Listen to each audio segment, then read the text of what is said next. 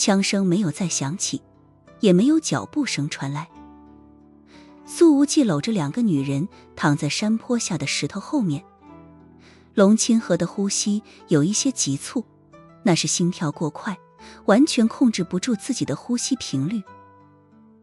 而叶璎珞则是半边身子压在苏无忌的身上，保持着刚刚翻身过来的动作，一动也不动，明显担心弄出动静引起杀手的注意。刚刚差点被子弹击中，叶璎珞此刻的心态居然还算稳定，这表现要超过经历了2次生死危机的龙清河。此时月亮已经从云层后露出来，光线比之前好了一些。苏无忌示意叶璎珞把腿从自己身上拿下来，扫了一眼对方那没有裙子遮挡的2条大光腿，脱掉了外套丢给了他。叶璎珞没想到苏无忌在这种关头还能想到要避免自己走光，一时间眼睛里有了一些复杂的情绪。他点点头，把苏无忌的外套系在腰间，紧绷着的低腰蕾丝边短裤也被遮住了。苏无忌则是低声说道：你俩在这里等着我，没有我的命令，千万不要乱跑。说罢，他便如同猎豹一般扑了出去。当他跃起的一瞬间，那个拿着手枪的模糊身影已经被苏无忌的视线锁定。此人就是魔狼。魔狼此次回国并未有任何拖大，反而制定了缜密的复仇计划。他先让2名手下去进攻颖轩会所，自己则是在对方唯一可能突围的路上等着。事实上，按照他的预判，一把狙击枪，一个火焰喷射器，会所的前后门都被这2个武器死死封锁。自己这2个仇人要么被烧死，要么被打死，突围成功的概率低到近乎不可能。然而这一男2女偏偏就突围出来了，2个老辣的雇佣兵居然都没能留下他们。可更离谱的事情还在后面。魔狼已经发现了跃出来的苏无忌，双方间隔20几米，他本想第一时间开枪，可是对方人在空中，却猛然一扬手，唰，一道寒光在月色之下猛然一闪。魔狼只感觉到了一阵剧痛，一把格斗军刀飞来，自己握枪的右手直接被切掉了4根手指，10指连心。而魔狼刚刚发出了一声惨叫，紧接着苏无忌的身形便已经扑到了他的身前，拳头重重地轰在了他的胸膛上。这速度快到让魔狼完全反应不过来。砰！魔狼的个头将近1.9米，体重220斤，可苏无忌这一拳下去，他就被砸飞了好几米。那又高又强壮的身体接连撞断了好几棵树。魔狼倒在地上，感觉胸骨被苏无忌那一拳砸断了好几根，肺部绝对受到了重创。这个经验老道的雇佣兵无论如何都想不出来，那个家伙的速度为什么能快到这种程度，仿佛一眨眼就已经到了身前。魔狼觉得自己已经尽量重视对方的实力了，却没想到还是大大低估了。自己也算是近身格斗的好手，可是在这个年轻人的凌厉攻击面前，自己根本没有半点招架之力。而且那一拳中蕴含着一股沛然墨玉的力量，仿若惊涛拍岸，并不是一下就结束了，反而透过胸膛连绵不绝，在他的体内不断冲击着。魔狼根本控制不住吐血的冲动，嘴巴里不断往外溢出着鲜血。自己怎么会招惹上这样的高手？然而此刻出现在魔狼面前的是一张年轻的有些过分的脸。你到底是谁？魔狼问道。他的另外一只手摸在腰间的匕首上，想要找机会反击，可是这个青年从地上捡起了军刀，直接手起刀落。魔狼的左手被齐万切断。你难道没听说过华夏是雇佣兵的境地？苏无忌眯了眯眼睛，说道：又是狙击枪，又是火焰喷射器，你这老小子挺会玩啊。说着，他手里的军刀抬起来，随手一抹，刀锋从魔狼的左腿膝弯处划过，肌肉和韧带全部被割开。要杀就杀，何必这么折磨我？魔狼嘶吼道。苏无忌眯了眯眼，你那火焰喷射器一开，多少无辜的人都要死在你手上，折磨你怎么了？说着，他手起刀落，军刀直接扎进了魔狼的右小腿。苏无忌抓着军刀，刀锋贴着骨头，横向一拉，魔狼立刻疼得浑身颤抖。他小腿上的一大块肌肉被生生割下来了。这一下，他的四肢全部受到重创，根本跑不掉了。我问你答，这样可以让你减少一点痛苦。苏无忌说道。你快问。魔狼生怕对方再来上一刀，但同时也希望拖延一下时间，让手底下的狙击手发现这边的情况。你这边还有几个人？苏无忌问道。本来一共3人，现在还剩一个狙击手。魔狼说着，指了指自己的通讯器，补充道：我们的对话他全部能听见。苏无忌一把将魔狼的通讯器扯了过来，放到嘴边，淡淡说道：你死定了。这冷淡的一句话却充满了无形的杀意，让魔狼和那边的狙击手同时控制不住地打了个冷战。而这时候，夜空之中响起了直升机的声音，一架4座民用直升机在云层中出现，随后立刻降低高度，擦着树梢，极为迅疾地掠了过来。在直升机从苏无忌头顶上7、8米飞过的时候，一道高大的身影直接跳了下来。砰！小庞重重落地，他的手里还抱着一把米国夏伊战术公司生产的 M200 狙击步枪。小庞落地之后，直升机旋即飞上了高空。老板，我来了。小庞直接把枪塞进了苏无忌的怀里。你带那2个女人离开，先回皇后。苏无忌指了指某个方向。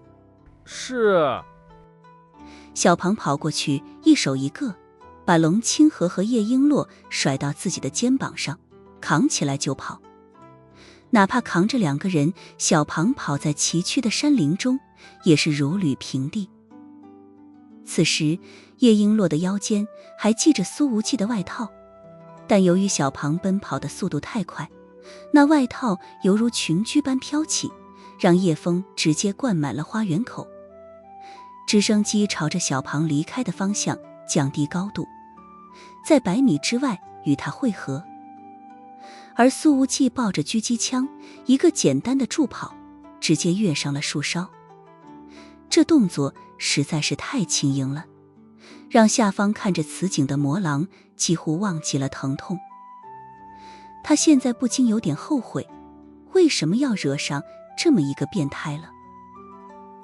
而紧接着，这棵树晃了晃，魔狼在定睛一看，树梢上苏无忌的身影又不见了，完全消失在夜色之下。这样的对手简直就是狙击手的噩梦。此刻的魔狼手脚尽废，跑也跑不掉，死也死不成。他只希望狙击手能够发现苏无忌的踪迹，快点把他干掉。然而在这个念头才刚刚冒出脑海的时候，魔狼的身体便是猛然一震，因为一道枪声已经在20米处响起来。苏无忌率先开的枪，在500米开外山坡下一处山石后边，一把狙击枪掉了下来，一个脑袋被打烂了的尸身扑倒在地。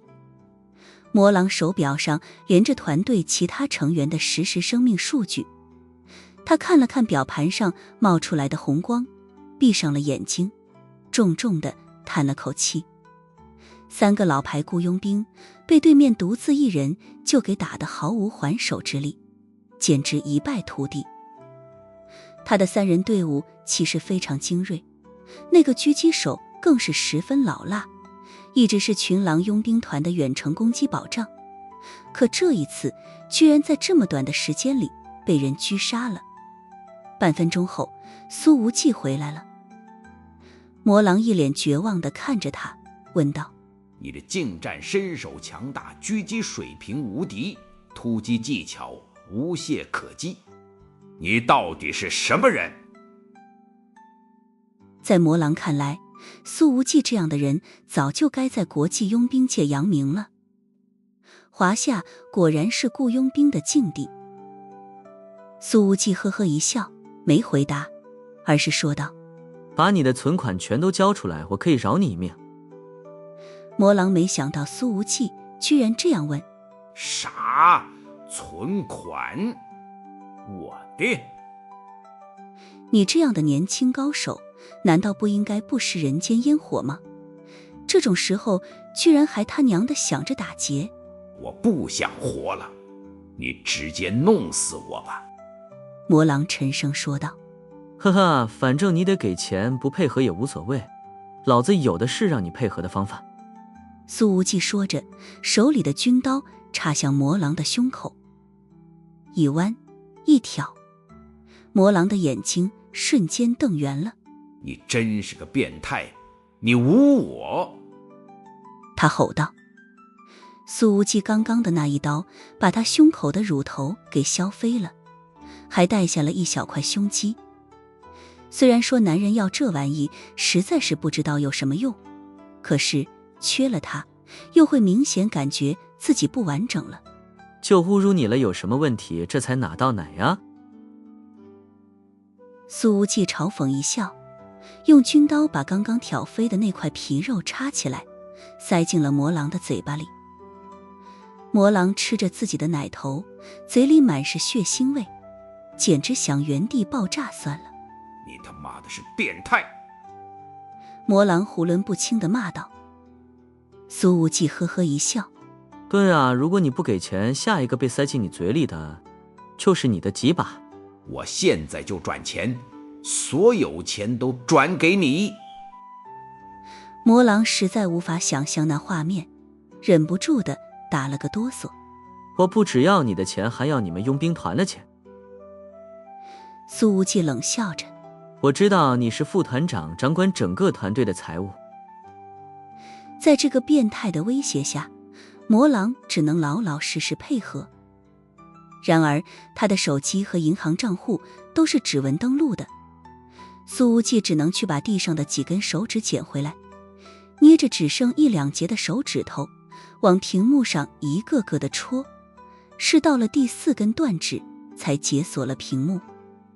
看到苏无忌的变态操作，魔狼真是屈辱的想立刻死掉。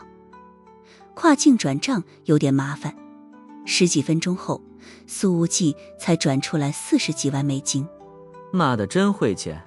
折腾那么久，结果遇到了一群穷鬼。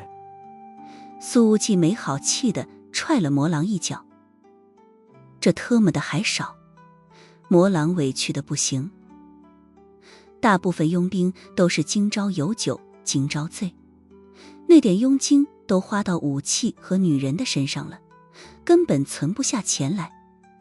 能有这40几万美金，还是自己从入行攒到现在的，而且把整个团队的流动资金都算上了。自己已经算是很会过日子的佣兵了，好不好？而这时候，影轩会所的火已经被消防员扑灭了。刑警队和特警队也及时赶到，朴妍希第一个从车上跳下来，第二个下来的竟是分局局长李洪成。毕竟又是枪击又是放火，发生了这么严重的治安案件，李洪成必须要第一时间把事情压下去。不然汹涌的舆论会严重影响灵州的城市形象。还好这一起冲突发生在游客罕至的云连山背面，要是发生在山正面那几个香火旺盛的寺庙周围，怕是灵州市领导今天晚上全部睡不着觉了。搞出那么大的事情，到底是谁给你的胆子？苏无忌眯了眯眼。周志远。魔狼给出了一个让苏无忌并不意外的答案。你们这个群狼佣兵团，到底替他干过多少脏活？苏无忌问道。魔狼，这个真的数不清了，他早些年养了我们好几年，熬到快退休才抓了他，真是便宜这老家伙了。当然你替他做过的所有事情，有的是时间慢慢想起来。苏无忌盯着魔狼，随后一拳将他打晕。他随后下了山，远远看了看那影轩会所被烧的情况，不禁觉得有点可惜。苏无忌没跟警察见面，给朴妍希发了个消息之后，便转身离去。这次帮自己擦屁股的活，让李哥和朴姐干吧，反正他俩对这活也是轻车熟路，尤其是朴姐姐，擦的那叫一个舒服。等苏无忌回到了皇后酒吧，龙清河和叶璎珞都在他的套房里等着呢。两个女人之前从山上滚了10几圈，衣服都划破了，不能再穿了。尤其是叶璎珞身上的那一件，更是烂得不成样子。好端端的一条长款连衣裙，最后直接变成抹胸了。此刻洗漱完毕，龙清河和叶璎珞只穿着浴袍，身上一些被划出来的小伤口都上过了药。再加上陪在这儿的萧英蕾，3个漂亮女人共处一室，房间里混合着沐浴液的香气和萧英蕾的体香。苏无忌有点恍惚，还以为自己进了盘丝洞。除了小庞一直静则地站在门后，面无表情，毫无感觉。你没事吧？看到苏无忌进来，龙清河和叶璎珞立刻站了起来，尤其是前者，眼神里带着相当明显的关切。算起来，这已经是龙清河跟苏无忌第3次经历生死场景了。萧英蕾则是笑着看了看龙清河，然后去给苏无忌倒了一杯温水。事情已经平息了，你们今天晚上就在这边休息吧，明天估计还得去一趟分局配合调查。苏无忌把水喝光，又在萧英蕾的身前嗅了嗅，真香啊。萧英蕾默不作声地坐回沙发上，左右腿交叠而放，把2条腿夹得很紧，中间连一丁点缝隙都没有，似乎生怕什么味道偷跑出来。叶璎珞抿了抿嘴，说道：苏先生，你的外套我洗干净了再还给你吧。此刻她穿着浴袍，只有光洁的小腿暴露在外，哪怕素面朝天，可能一股明艳的感觉反而更强烈了一些。外套用不着你洗，你也是被牵连的。苏无忌说道：我看过了，你的会所花园被烧得很严重，草木都秃了，但是小楼里面没有起火，就是外墙被稍微熏黑了一点，洗洗就干净了。一旁的萧英蕾本能地觉得老板这话听起来怪怪的，像是在说会所和花园，又有点像在说别的。没事，我……叶璎珞还没说完，便被苏无忌打断。萧经理让财务安排尹轩会所重修的费用，从我私人账户里出。苏无忌说道。从魔狼那边弄来了40几万美金，把花园里的草木重新种植一下，少买点名贵品种，连1/3也花不到。另外安排财务订一台紫色的小米SU7送给龙清河。苏无忌真是有个好品德，面对美女从来不喜欢赖账。这一刻，龙清河的表情明显流露出了感动。他有好几台车，但最喜欢这台能防晒的小米。可惜昨天晚上被火焰喷射器烧毁了。而苏无忌居然还能记得这件事。我还有其他的车，真的不用你来买。龙清河说着，看着苏无忌，眼睛里都在闪着一种不知名的情绪。小庞出声了：财务说的没错，老板的钱都用来泡妞了。房间里有一瞬间的尴尬。苏无忌恼火地说道：你给我数数，我一共才泡到了几个？小庞的手指隔着几米，在龙清河和叶璎珞的身上虚点了一下。2个。龙清河捂着肚子，笑得弯了腰。苏先生已经救了我的命了。这个叶璎珞摇头笑了笑，说道：不管是重修还是厨师的治疗费用，我自己承担就好。苏无忌看了看他，不置可否，随后问道：发生了这种事情，我看你好像一点都不慌，心理状态还算是可以。以前开过枪？叶璎珞点点头，眼睛里有着一闪而逝的复杂。以前留学的时候经常去射击场，但这不是主要原因。龙清河则是出声解释道：当时路易斯安那州立大学发生了校园枪击案，璎珞就是亲历者。竟然是这样。苏无忌有点意外，毕竟当年发生在路易斯安那的校园枪击案可谓是轰动全世界，2个反社会分子闯进大学里，射杀了30几名师生。我眼睁睁地看着同学倒在我面前，如果不是警察及时赶到的话，下一个被打爆脑袋的就是我了。叶璎珞说道：当年和死亡擦肩而过，让他休学1年才勉强走出来。苏无忌换了个话题：发生了这种事情，你们肯定没什么睡意吧？萧英磊听了，立刻反应过来老板要做什么，起身去收拾麻将桌了。龙清河，难道你想让我给你做专访？他简直快要憋死了。接二连三地发生这么多刺激的事情，记者出身的他竟然不能报道，实在太难受了。做个锤子专访，这屋子里人数正好。苏无忌嘿嘿一笑：咱们要不打几圈麻将玩钱的那种。龙清河有点哭笑不得，这个年轻弟弟的神经简直大条的可爱，这才刚刚从生死边缘挣扎回来，就要开始赌钱了。少赌怡情，小赌怡情。苏无忌说道：这种事儿最快乐，最能放松神经了。萧英磊听了抿了抿嘴，唇角轻翘，没说话。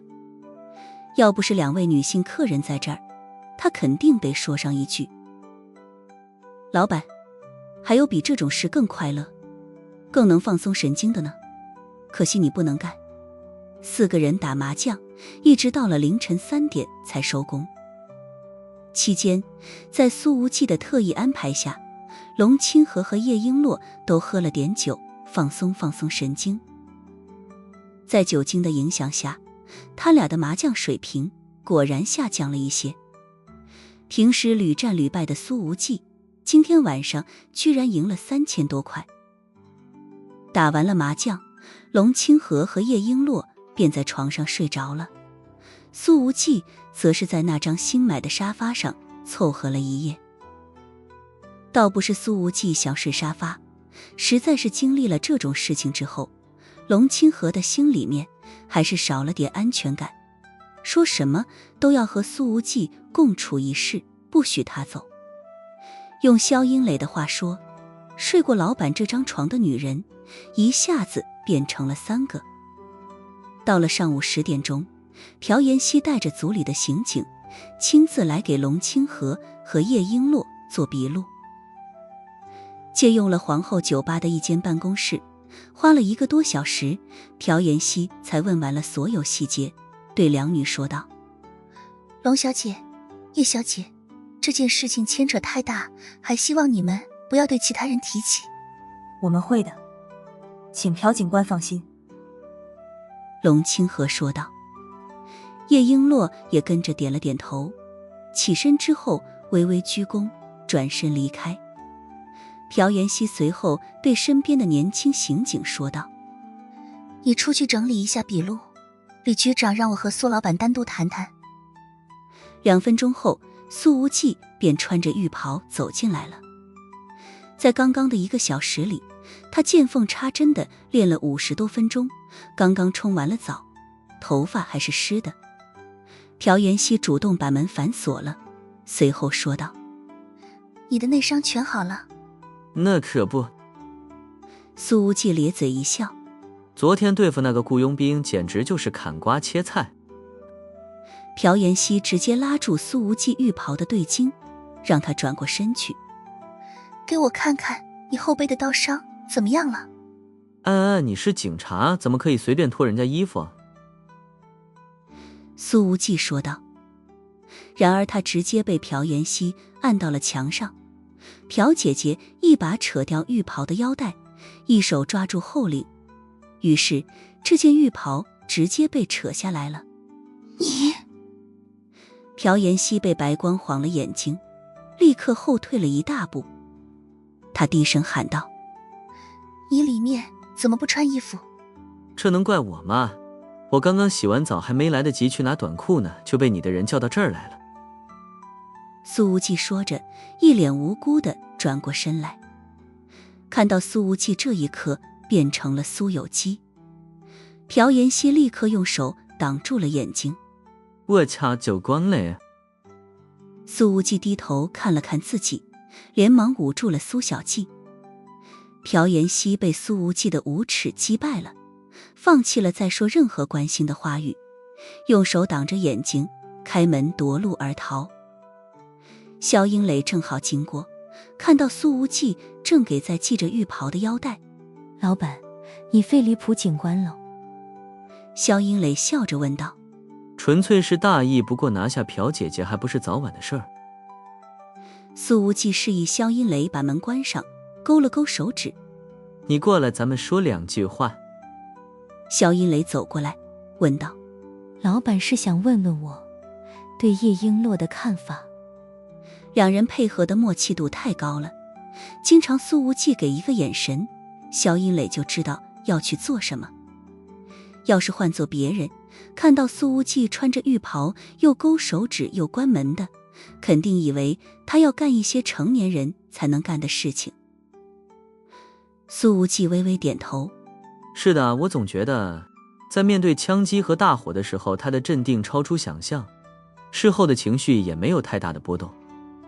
肖英磊说道：我已经查了一下路易斯安那州立大学枪击案，这位叶小姐确实当时就在那里就读。那暂且搁置吧。苏无忌摇了摇头，补充一句：可以继续观望的。他也说不清到底为什么，自己就是莫名其妙地感觉到叶璎落在生死关头的那种心理素质不太合情理，哪怕几年前经历了类似的危险。肖英磊抿嘴一笑：老板，你是为了龙小姐才想要调查叶璎珞的吧？苏无忌不置可否：龙清河这人不错，就是自带倒霉体质，遇到我之后就没过上几天安生日子。肖英磊笑吟吟的：那老板就对他负责到底呗。负责个锤子，我还怕他粘着我不放呢。苏无忌说道：对了，你知道这个尹轩会所主要做哪种人的生意吗？这么高规格的私家会所都是做高端商务招待，但去这里吃饭的人往往是不方便在酒店抛头露面的。肖英磊说道。答案其实已经呼之欲出了，连宁海的那个大老虎都经常来这儿吃饭，那么临江本地的一些官员估计也是经常去这儿。苏无忌说道。在华夏做生意最大的资源就是政治资源。说到这儿，他微微一笑：这种女人应该是一朵左右逢源的交际花，有点意思。肖英磊顺口补充了一句：老板，你还从来没泡过交际花呢。苏无忌眯着眼睛笑起来。这种花表面上看起来似乎谁都能摘到，可实际上都是有刺的，一个不小心能被扎个透心凉。全狼佣兵团已经被连根拔起，应该不会再有什么问题了，两位从此可以正常生活。朴妍希对龙清河和叶璎珞说道。谢谢朴警官。叶璎珞跟朴妍希握了握手，而龙清河的职业病又犯了。朴警官，你长得这么漂亮，有没有考虑过辞职进娱乐圈发展？朴妍希微笑道。谢谢龙小姐的好意，我还是更喜欢当刑警。她最喜欢的事其实是2件，当刑警以及照顾某个弟弟。苏无忌插了个嘴。你们俩接下来有什么打算？龙清河先说道。我有几个综艺要集中录制一下，录制地点分别在宁海和首都。随后他眼睛亮晶晶地看向苏无忌。如果需要现场亲友团的话，我要不要给你一张票？龙主持人的眼睛里面透着很明显的期待，苏无忌倒也没拒绝。行吧，如果我到时候能抽得开身，就去看看热闹。龙清河，那我明天就来接你。看着对方眼睛里的热切，苏无忌没好气地说道。那明天再说。随后他转向叶璎珞。那叶小姐呢，准备翻修一下你的会所。叶璎珞却摇了摇头。我之前为了花园景观的设计花了太多的心血，每天要花大量的时间维护，现在忽然一把火烧了个七七八八，虽然很心疼，但也觉得挺轻松。翻修的事情可以交给装修公司，我准备出去旅游，散散心。龙清河拍了拍叶璎珞的手。亲爱的，你得早点走出来。苏无忌点点头。反正你也有我的联系方式，要是还有人找你麻烦，可以打我电话，我比较擅长暴力手段解决问题。好的，谢谢苏先生。对了，你给我转的钱我已经原路退回了，救命之恩都无以为报，要是再要你的钱，那可真的太不合适了。叶璎珞也笑了笑，只是如果仔细观察的话，她的眼睛深处明显还有一些落寞之意。行吧，正好我最近也缺钱。苏无忌没再推辞。龙清河眨了一下眼睛，笑容很是动人。姐姐，我有钱可以包养你啊，按天或者按月算都行。这话听起来有种半真半假的感觉。那就按次来算吧，我身体好，说不定能让你破产。苏无忌说道。按次。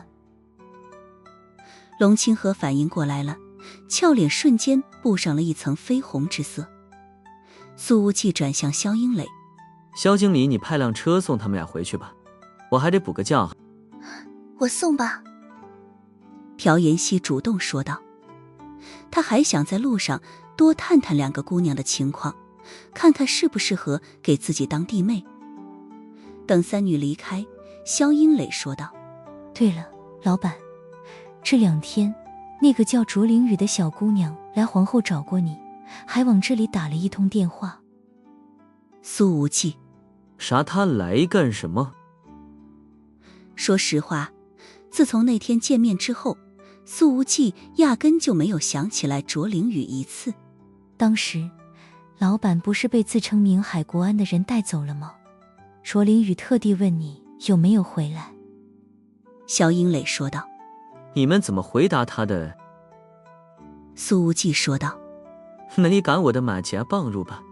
也不知道卓凌雨从哪里找的电话，直接打到了财务主管办公室。一提到这个，萧英磊脸上的笑便有些止不住。财务告诉他，你已经被开除了。苏无忌说道。说得好，就该对他这么说。哎，不过这话从财务那个毒舌的嘴巴里说出来，我怎么有点不爽呢？萧音磊问道。老板今天有什么安排吗？苏无忌想了想，去林木保险看看穆千羽，好几天没见他了，他还欠我顿饭呢。好，老板娘肯定也很想见到老板了。萧音磊笑道。对了，天际中学给我们寄来了师生们自己种的苹果，要不要给老板娘也带一点？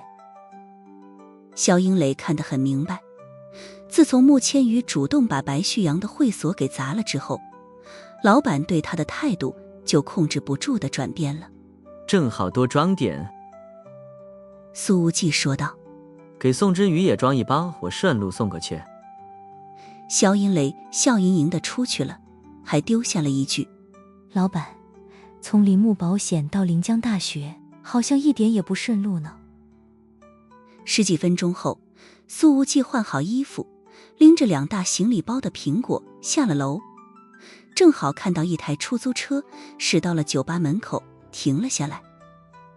后排车门打开，走出来的竟然是卓灵雨。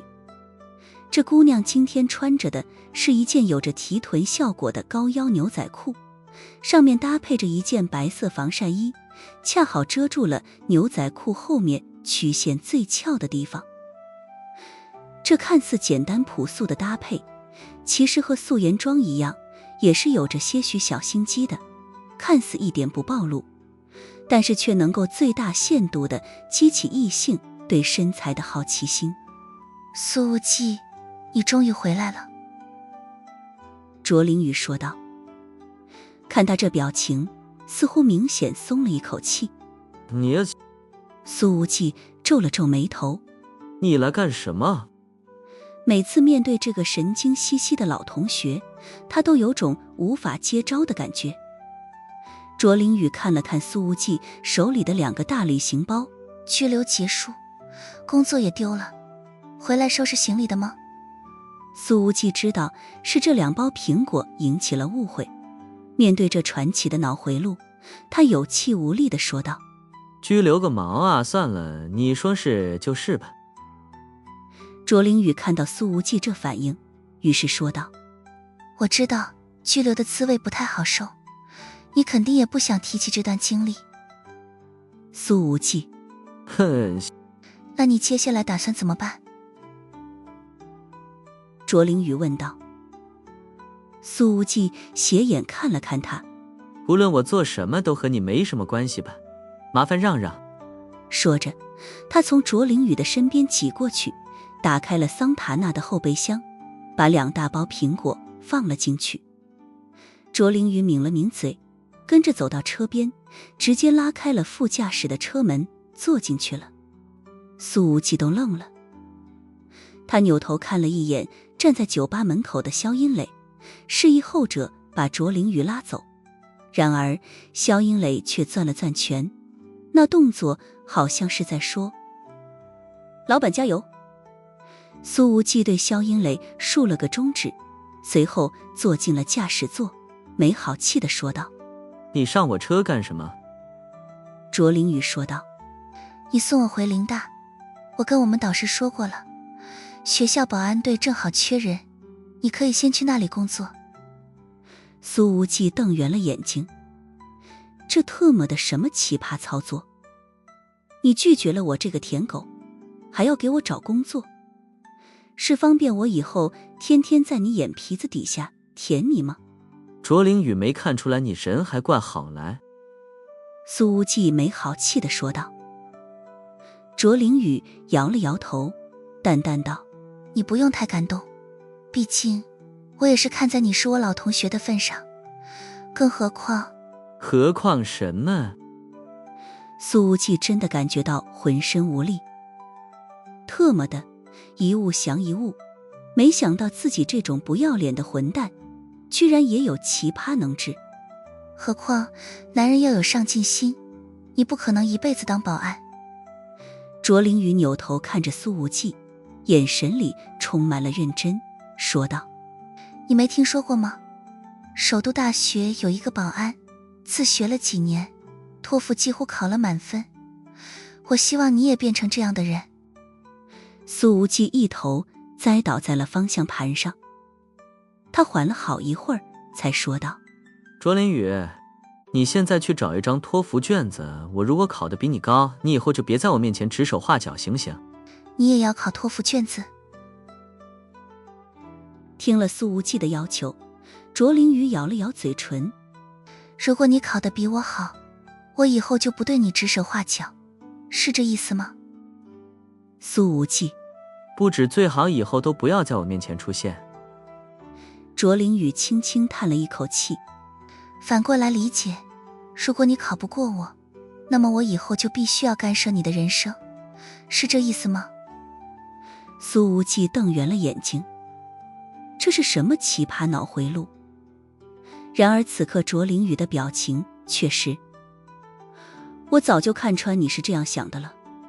其实你都已经努力了这么久，有话可以直说，何必这样迂回呢？卓灵宇说道。苏无忌一拍方向盘：我特么的没有迂回，你把托福卷子找来，说到做到。卓灵宇想了想，说道：那好吧，我们就去林大，我去买一套托福的卷子。苏无忌直接发动车子，油门轰到底，像是迫不及待要去考试了。然而在卓灵宇看来，这却是一场苏无忌必败的赌局。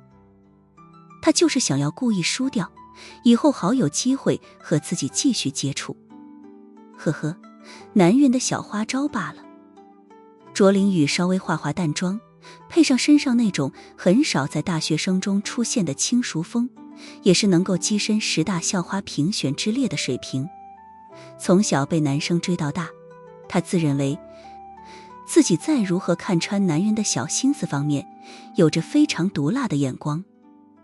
不得不说，卓灵宇的自我认知能变成今天这样，当年天天给他买卫生巾的苏无忌有着很大的责任。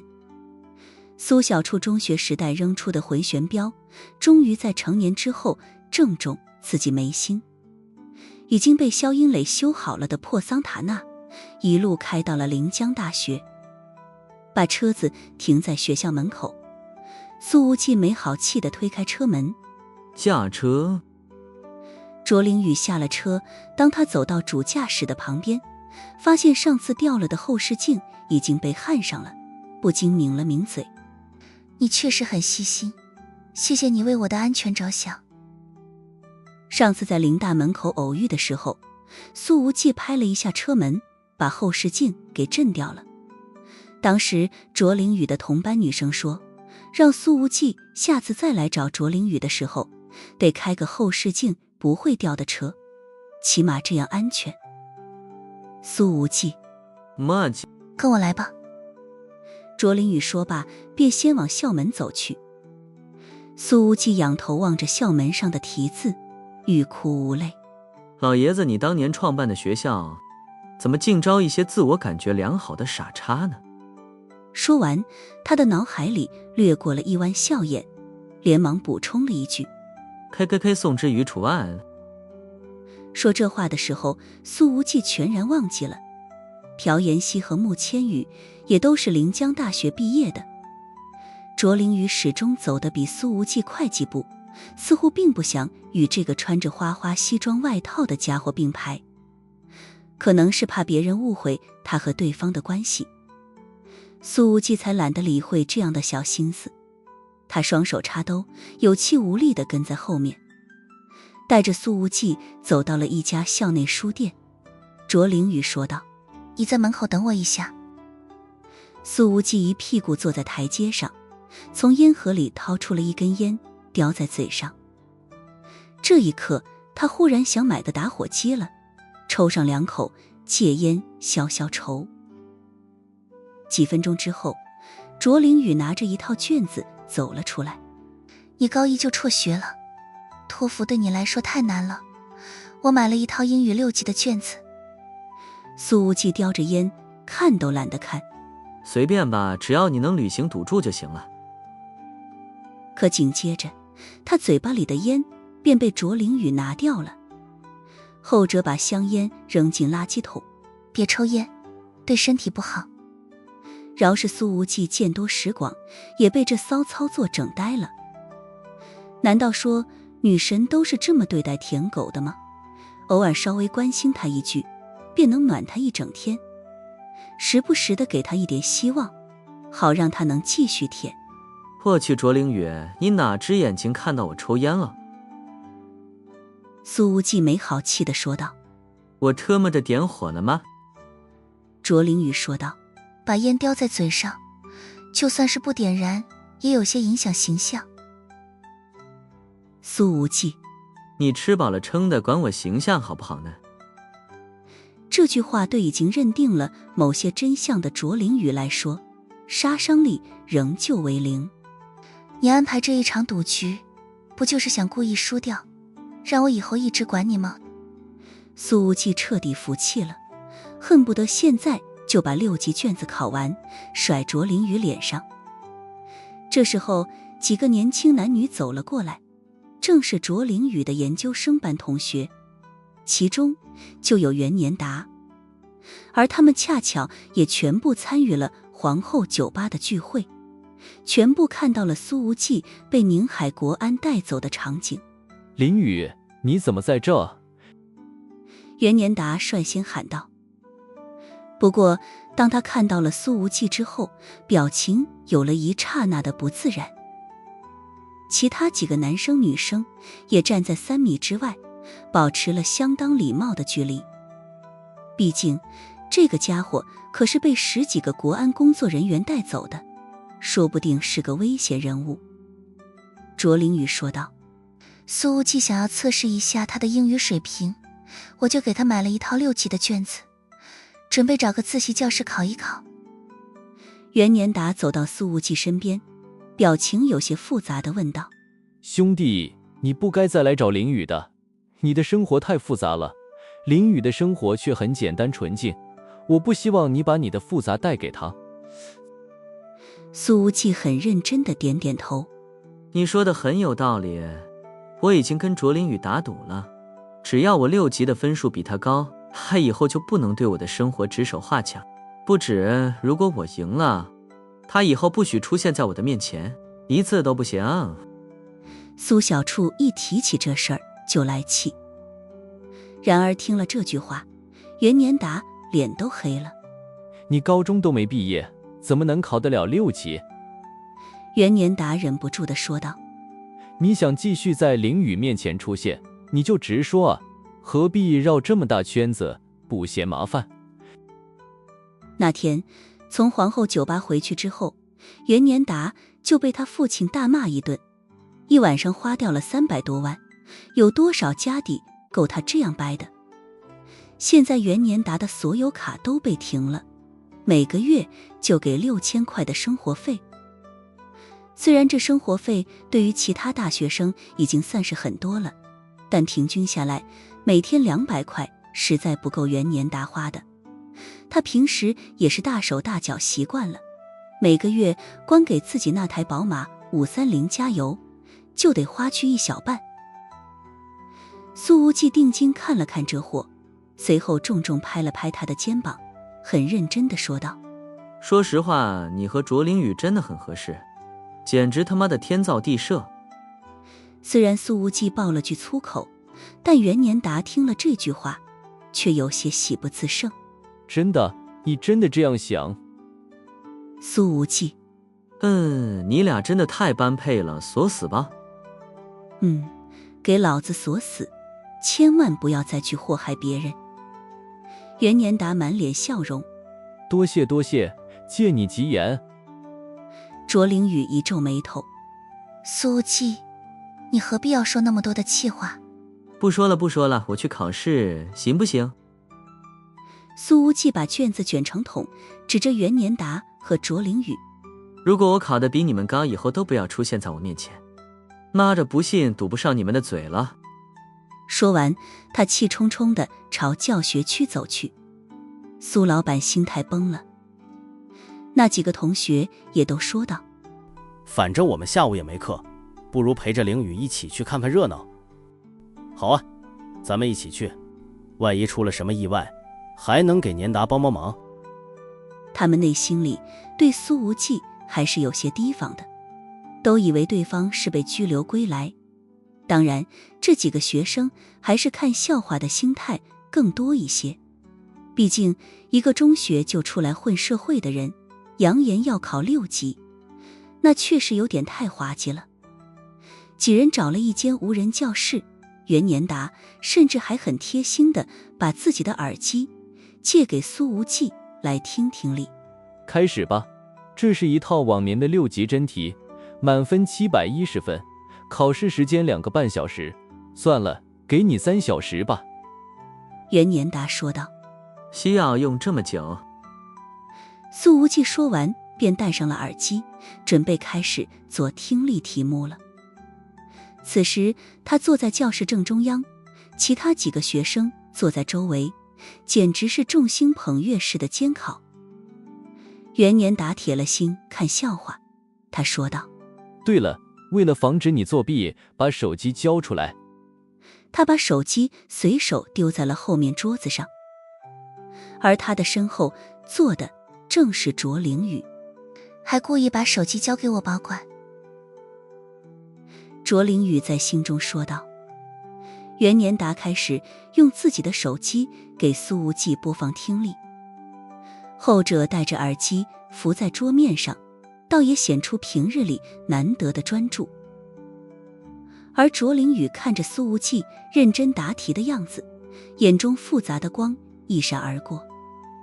而这几个学生还临时拉了个讨论群，一个女生打字：他的速度好快，不是在乱写吧？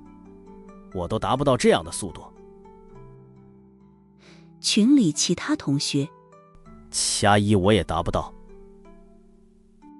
加10086。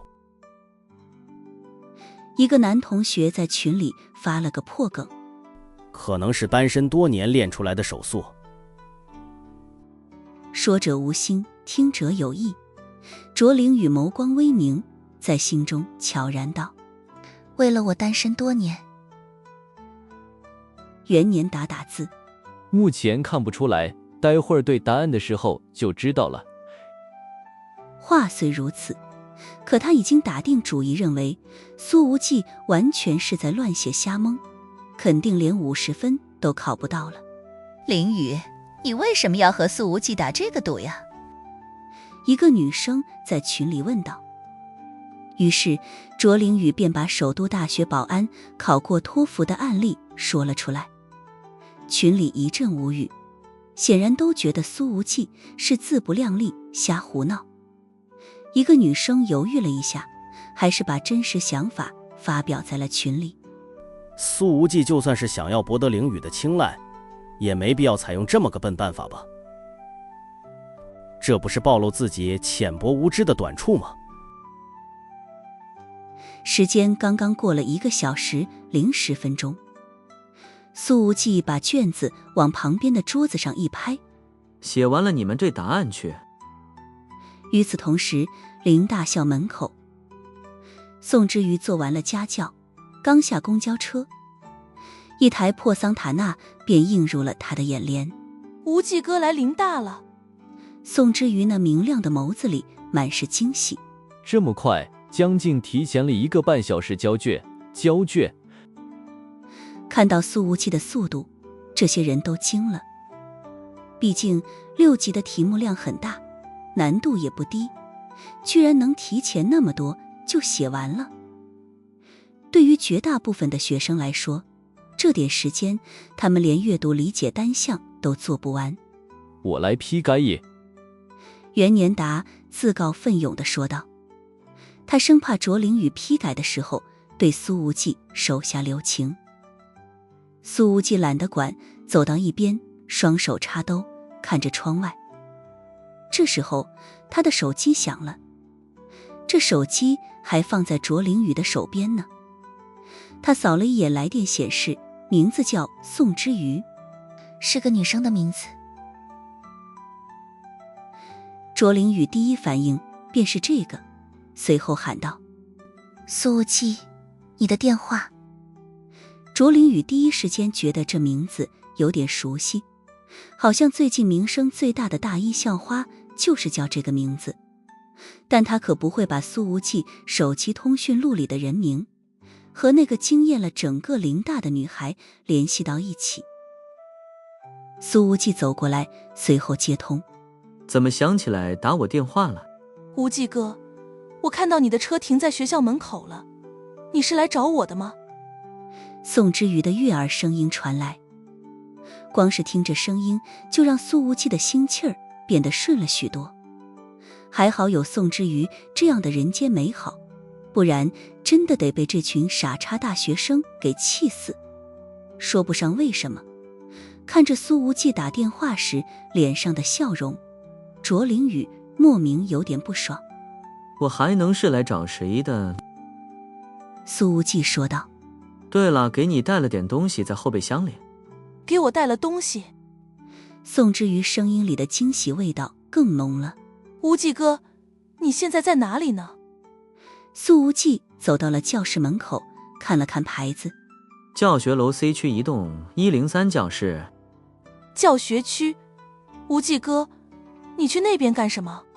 宋之瑜说着，已经开始小跑了，电话却不舍得挂断。苏无忌闷闷说道：做英语6级的卷子啊。啊。宋之瑜听了这句话，都觉得很不真实。反正你来了就知道了，正好帮我挡一挡这几个蠢货。苏无忌说道。随后他挂断电话，进入了教室。此时袁年达正紧紧皱着眉头。不可能，这绝对不可能。他已经改完了听力、阅读理解和完形填空，苏无忌居然只错了2题。我的天，太厉害了吧！一个女生忍不住的惊叹。怎么可能正确率这么高？袁年达还是不愿意相信眼前的事实。他虽然算是个小富二代，但能考上林大的研究生，自然也是个学霸。可他当年考6级的时候，也只考了610多分，一个中学还没毕业的社会人，怎么可能考得过他呢？居然还错了2道。苏无忌还挺意外，双手插兜凑过来一看，随后没好气地说道：这出题人有病啊，考个时态变化还这么弯弯绕绕，外国人谁这么讲话？他敢保证，如果让土生土长的米国人来考这张卷子，也得不了高分，光是翻译题就够他们收的了。然而苏无忌这话落在其他人的耳朵里，听起来就太像很刻意的装逼了。卓凌宇看了苏无忌一眼，随后说道：再往后改一改，看看翻译和作文。这时候那群学生全部围上来了。翻译没错，该用的单词全用对了，完全可以点满分，无论是语义还是语境都没问题。我感觉比标准答案还标准。作文写的也好啊，还结合了当下的时政，甚至预测了一把米国大选对华夏经济走向的影响，这深度这高度太厉害了。这篇作文就算是让我用汉字来写，都未必能写成这个样子。这里面有好多词都是超纲的，用的都是多义词的另外一个意思。研究生的英语考试，一个很大的难点就在于经常考察的是单词的另外一个意思，而英语6级很少这样考，可苏无忌在作文里偏偏这么用出来了。他完全可以选择一些更简单的词语和句式，可他没有，这更像是一种炫技。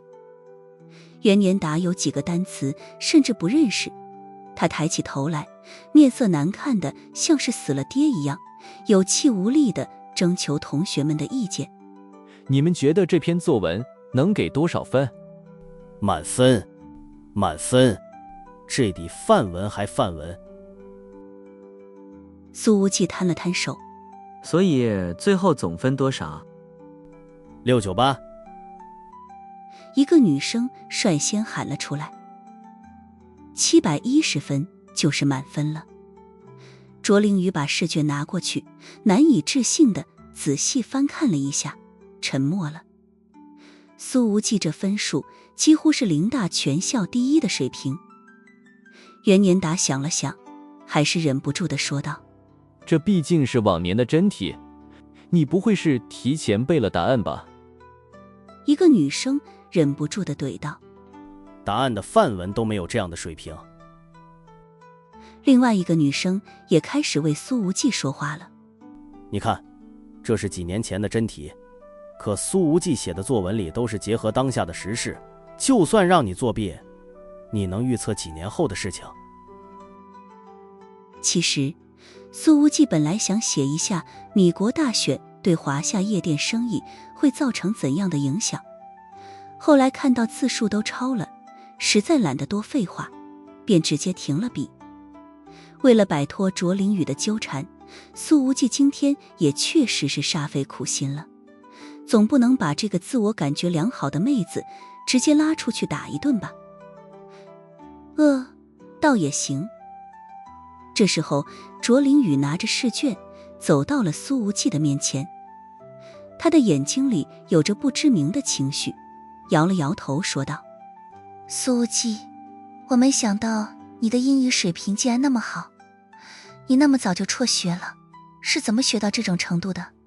我当初6级考了630多分，都已经是……苏无忌懒得搭理，直接打断说道：反正现在我也赢了，你说到做到，以后不许再出现在我面前指手画脚。此言一出，袁年达那失落的表情顿时换成了惊喜。还有这好事儿？他生怕苏无忌反悔，立刻站起身来，抢着说道：好，你放心，灵雨一定说到做到。然而卓灵雨却深深地看了苏无忌一眼。苏无忌，你开始让我有点佩服了。苏无忌，哼，我的姑奶奶，你又脑补出了个啥玩意？其实如果不是卓灵雨之前主动开口给苏无忌找了个保安的工作，苏少爷还真的懒得折腾这么一场。他的行事风格一直吃软不吃硬。卓灵雨说道：你是不是想着自己偷偷努力，然后惊艳我，也惊艳所有人？恭喜你，你做到了。卓灵雨的眼神有点认真。起码你有这份毅力，一定能做出更大的事业来。苏无忌听着有种小学老师在鼓励小朋友的感觉，他想一头撞死。这时候一道悦耳的声音终于传来了：无忌哥。是宋之瑜，他终于来了。救星！这一刻，教室里的所有人都感觉到了眼前一亮，强烈的惊艳感觉已是扑面而来。宋之瑜这么一出现，仿佛整个教室都被照亮了。那娇艳的容颜好像让午后的阳光都变得明媚了起来。我的天，这是宋之瑜！已经有男生开始激动地说道：真是咱们林大的新校花。这还是我第一次这么近距离的看她，简直比传言里还要美。这时候卓灵雨才真正明白了那句话的意思：人抵人，气死人。当宋之瑜出现的那一刻，他再也不是同学们关注的焦点了，仿佛一颗还算比较亮的星星遇到了清辉洒满人间的皓月，所有人的目光都自动汇聚于宋之瑜的身上。然而这还不止，在女生之间最担心的场景发生了。撞衫，宋之瑜穿着的也是牛仔裤和白色防晒服。虽然她的牛仔裤并不是高腰的提臀款，虽然这防晒服也并不是收腰显身材，虽然这搭配没有一丁点的小心机，可穿在宋之瑜的身上，偏偏好看得要命。撞衫不可怕，谁丑谁尴尬。虽然卓灵雨已经算得上很漂亮了，可他现在也觉得自己光芒暗淡，简直想夺路而逃。这时候，卓林宇忽然想到，刚刚苏无忌手机上的来电显示，那个名字就是宋之瑜，就是这个校花，不是重名。可是苏无忌怎么会认得他呢？而且他们还如此熟悉，甚至看起来明显很亲密。我还没吃午饭，你呢？苏无忌问道。宋之瑜笑道：吃过了，但没吃饱。我可以再吃一顿。走，我请你吃大餐，咱们去吃个川中火锅。苏无忌说道。学校食堂就行，我有奖学金，可以请无忌哥吃个小炒。宋之瑜说道。好，那今天你请客。苏无忌说道。在看到了宋之瑜之后，他才体会到什么叫心旷神怡，心情简直好得不得了。两人有说有笑地走出去了，压根没搭理在场的那几个研究生。苏无忌更是没有回头看卓凌宇一眼。我没看错吧？那真是宋之瑜。袁年达从呆滞中回过神来，他还是不愿意相信这个事实。就是宋之瑜，咱们林大还能找出第二个比她漂亮的人吗？我去，还有没有天理了？这家伙吃软饭的水平也太高了吧，居然要让宋校花请客。我可听说从开学到现在，宋校花每天都要拒绝好几次吃饭的邀请，到现在为止还没有一个男生成功和她共进一餐呢。可现在这么一个高冷校花居然愿意主动请一个社会青年吃饭，还对他露出了其他人都无缘得见的真心笑容。卓林宇站在原地，那每一句的议论似乎都像是耳光，重重打在他的脸上。他攥着拳头，眼睛红红，渲然欲泣。而这时候，袁年达却一拍大腿，说道：我知道了，怪不得人们总说学校里的乖乖女最容易被社会上的黄毛泡到，宋之瑜这就是典型啊。